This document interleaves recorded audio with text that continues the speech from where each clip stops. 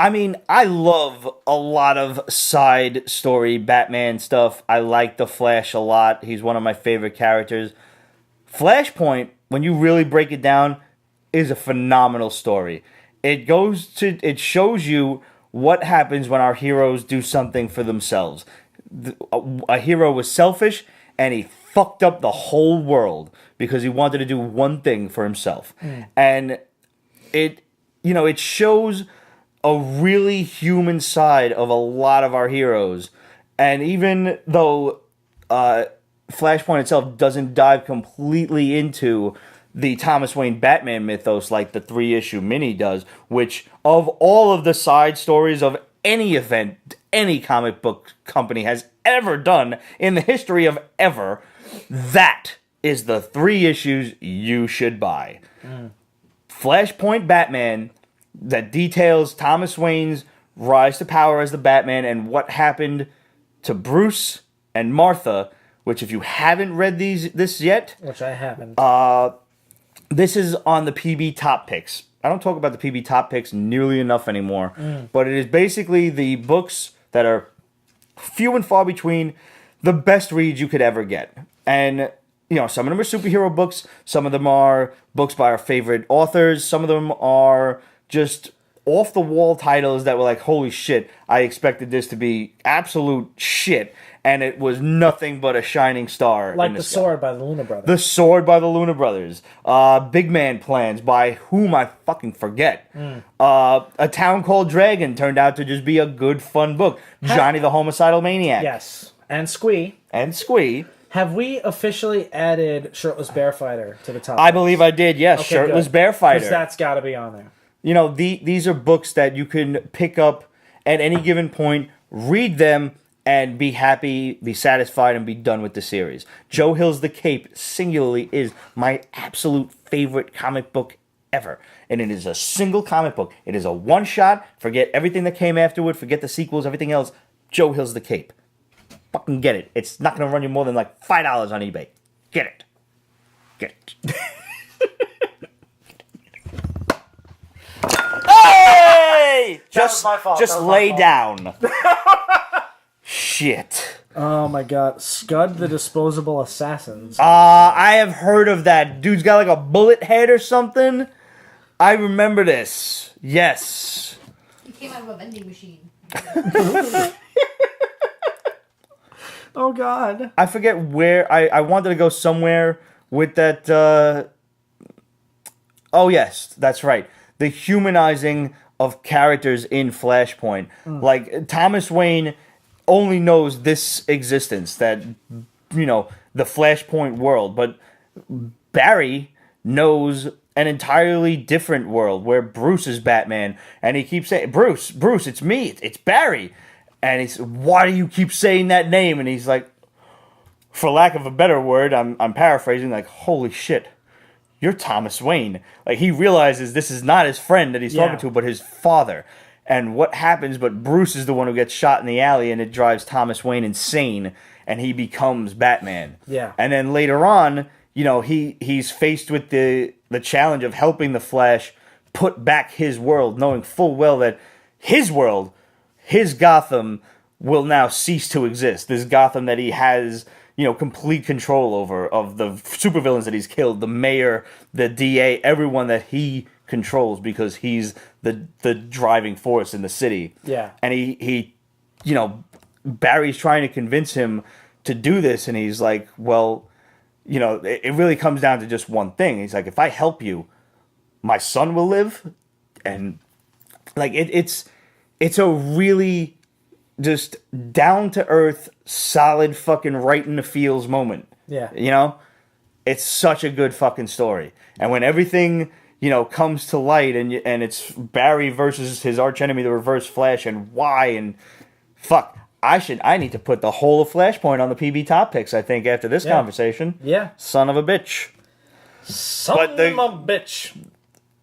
Oh, man, like, when Thomas Wayne is talking to Martha, and he's leveling with her, like, listen, this guy's gonna, like, we're gonna cease to exist in this universe. And she's like, fuck, why are you helping him? And he's like, because, Means our Bruce son will live. And she's like, oh, that's great. Do you know anything about him? Is he successful? Is he okay where he is and everything? And he says he takes after his father. And she's like, he becomes a doctor?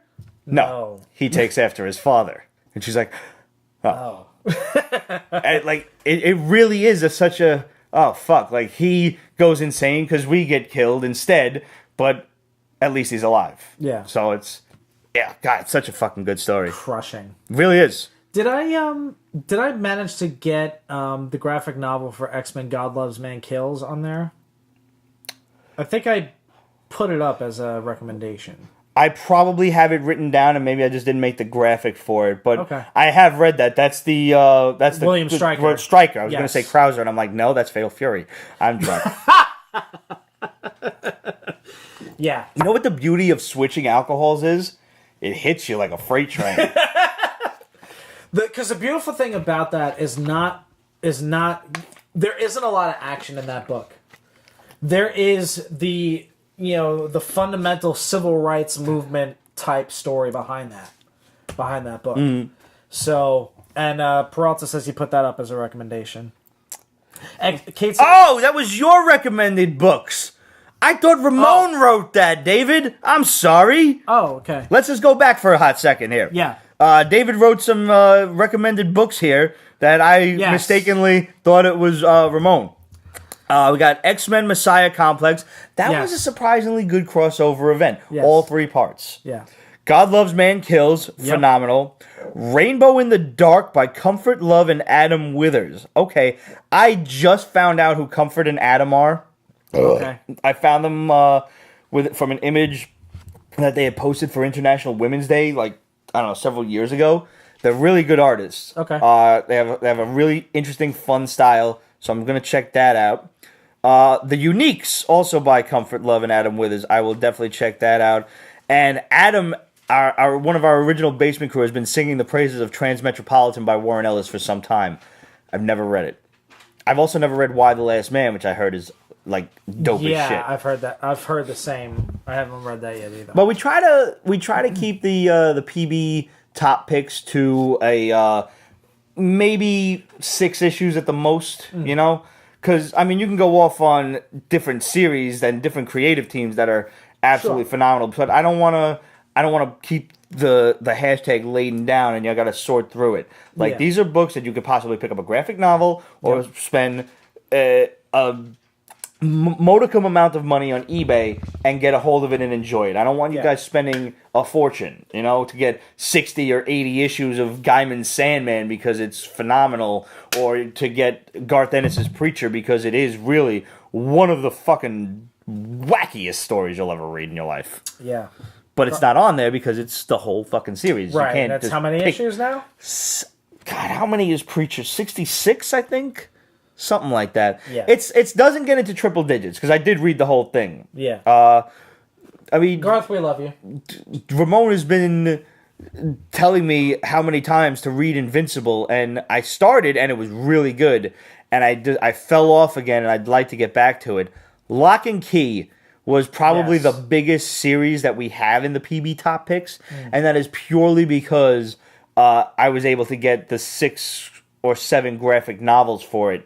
And I think even that, I ordered all of them, and I think I only spent maybe $80, so that's like $10 a graphic novel. Yeah. Hardcovers, no less. I didn't get the nifty slipcase, but fuck it, beggars can't be choosers. Yeah, whatever.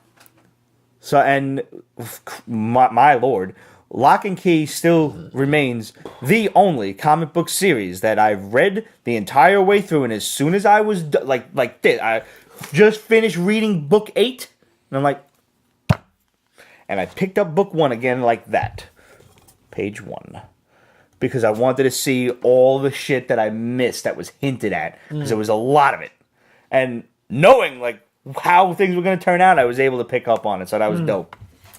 Peralta says, thanks for the Lock and Key recommendation. I still have the 3 deluxe editions of the book. I think you can get them from Comixology, so if you can probably download them for a nominal fee too, but definitely check eBay. Kate says, I have a couple of trades of Why the Last Man if you want to borrow them. Kate, did you read Lock and Key yet? I know you've been planning to. The series is coming. It's coming. Bless it Solid. up, I know that's sneezing. Nah, you're fine. Sneeze away. Swim away. Lock and Key is on Comixology Unlimited. There we go.